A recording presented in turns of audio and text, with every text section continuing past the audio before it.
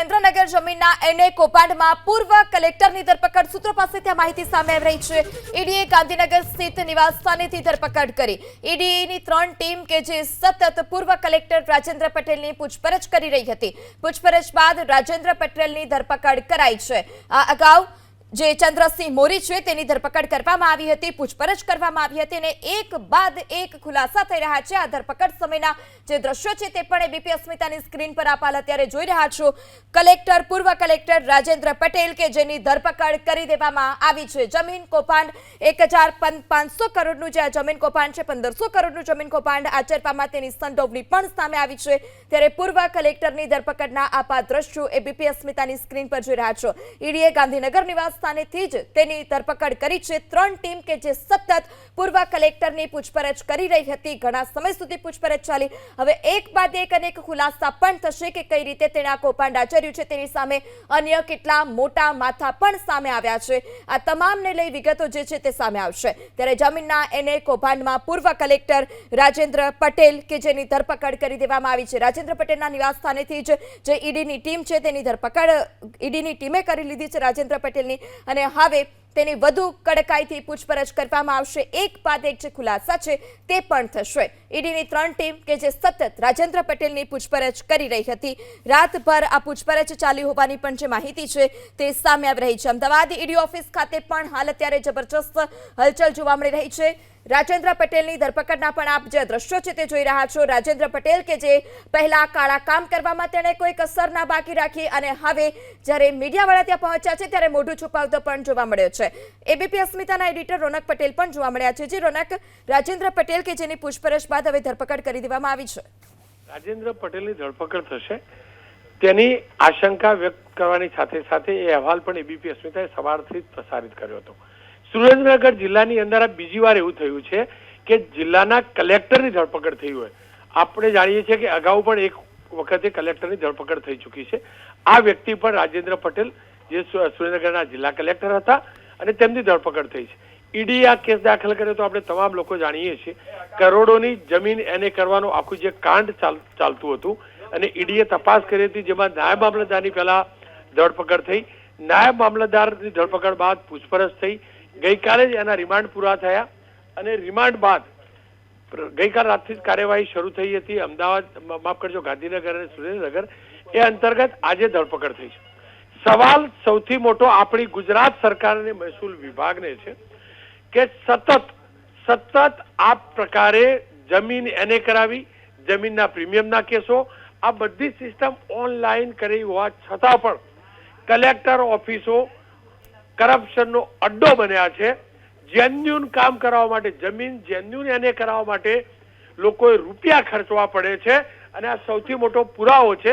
આપણું નાક એટલે કપાયું છે કે સેન્ટ્રલ એજન્સી આ કાર્યવાહી કરી છે।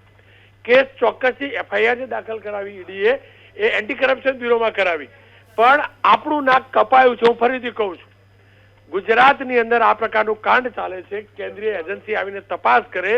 કેન્દ્રીય એજન્સીએ ગુજરાત સરકારે નિયુક્ત કરેલા આ કલેક્ટરને ગુજરાત સરકારે નિયુક્ત કર્યા હતા, એને આખો એનું કાંડ પકડાય, એ નાયબ મામલતદારનું કાંડ પકડાય અને એક વ્યક્તિ, ગુજરાતનો નાનો એ વ્યક્તિ કે જમીન સાથે જોડાયેલો છે અને જીવનમાં જમીનને એને કરાવી છે। આ સીધા દ્રશ્યો પણ ત્યાં દેખાતા હતા, જેમાં એ મોઢું છુપાતો પણ દેખાય। જેને જમીન એને કરાવી છે એને રૂપિયા ચૂકવવા પડ્યા છે। સુરેન્દ્રનગરમાંથી મહેસૂલ વિભાગે શીખ મેળવવી પડશે। હું ફરીથી કહું છું, મહેસૂલ વિભાગે શીખ મેળવવી પડશે। આ રીતસરની ઉધેવ છે। આ ઉધેવ ખેડૂતોને ખાઈ જાય છે, કારણ કે જમીન ખેડૂતની હોય છે। જે પણ બિલ્ડર લેતો હોય, ડેવલપર લેતો હોય, એ ભાવ એટલે ઓછા આપે છે કે એનઓસી માટે રૂપિયા ખર્ચવા પડતા હોય છે। હું એટલે જ કહું છું, ઘા ભેગો ઘસરકો, માફ કરજો, ઘસરકા ભેગો ઘા કરી દેવાની જરૂર છે। અહીંયા આ કાંડ તમામ કલેક્ટર ઓફિસોમાં આપણી સરકારે જાતે, ઈડી કરે એટલે નહીં, આપણી સરકારે જાતે તપાસ કરવી જરૂરી છે। ફરી એકવાર આપણે આ દ્રશ્યો જોયા, ઈડી ઓફિસના દ્રશ્યો હતા।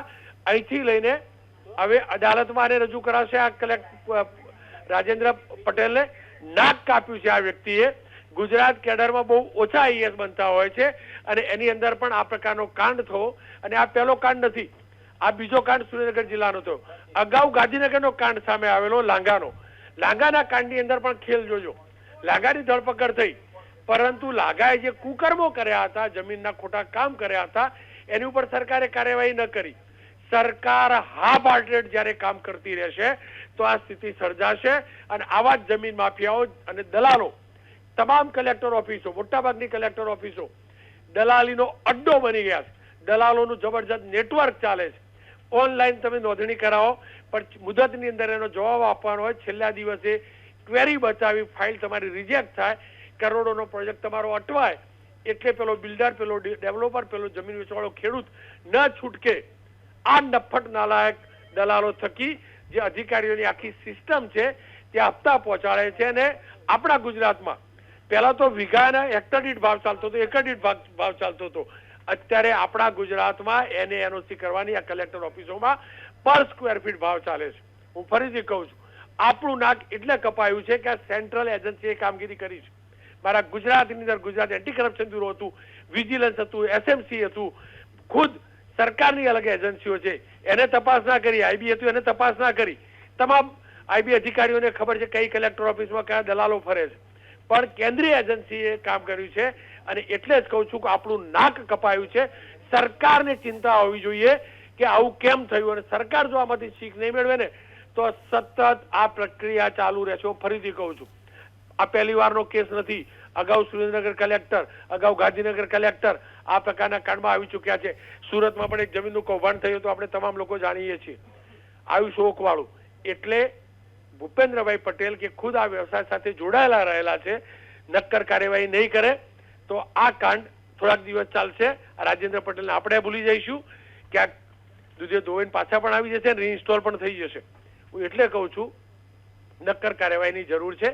મોટી કાર્યવાહી ઈડીએ કરી છે. ગઈકાલે રાતભર તપાસ ચાલી છે, અને જે નાયબ મામલતદાર હતો એની પૂછપરછમાં અનેક અધિકારીઓના હજુ પણ નામ આવશે, અને અપેક્ષા રાખીએ ઈડી જેની છબી છે એ પ્રકારે આના મૂળ સુધી જાય અને આખી ચેનલમાં કેટલા લોકો જોડાયેલા છે એ તમામ વિરુદ્ધ કાર્યવાહી થાય.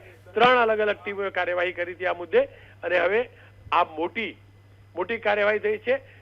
સૂત્રોથી એ પણ જાણકારી મળી છે કે અહીંયા આ કલેક્ટરના નિવાસસ્થાનેથી અને આની સાથે જોડાયેલા લોકોના ત્યાંથી સોના ચાંદી સહિત રોકડ પણ મળી છે. જો કે એ મુદ્દે કોઈ સ્પષ્ટતા થઈ નથી. અમદાવાદ ગ્રામ્ય કોર્ટમાં રજૂ કરાશે, રિમાન્ડની માગણી કરાશે. ચોક્કસથી રિમાન્ડ નોટની અંદરથી ખુલાસો થશે કે ખરેખર આની શું ભૂમિકા સામે આવી છે અત્યાર સુધીની તપાસમાં, ઈડીને કઈ આશંકાઓ છે. જી રોનક, માહિતી બદલ આભાર. ત્યારે તત્કાલીન કલેક્ટર રાજેન્દ્ર પટેલ કે જેની હાલ અત્યારે ધરપકડ કરી દેવામાં આવી છે. ઈડીની 3 અલગ અલગ ટીમ કે જેને રાતભર નિવાસસ્થાન ખાતે પૂછપરછ કરી અને તપાસ પણ કરી છે. આ સાથે કલેક્ટર કચેરી સાથે જે જોડાયેલા અધિકારીઓ છે તેમના નિવાસસ્થાને પણ ઈડીએ તપાસ કરી છે, કાર્યવાહી કરી છે. પૂછપરછ બાદ તત્કાલીન કલેક્ટર રાજેન્દ્ર પટેલ કે જેની ધરપકડ કરવામાં આવી, રાજેન્દ્ર પટેલને વિશેષ અદાલતમાં રજૂ કરવામાં આવશે.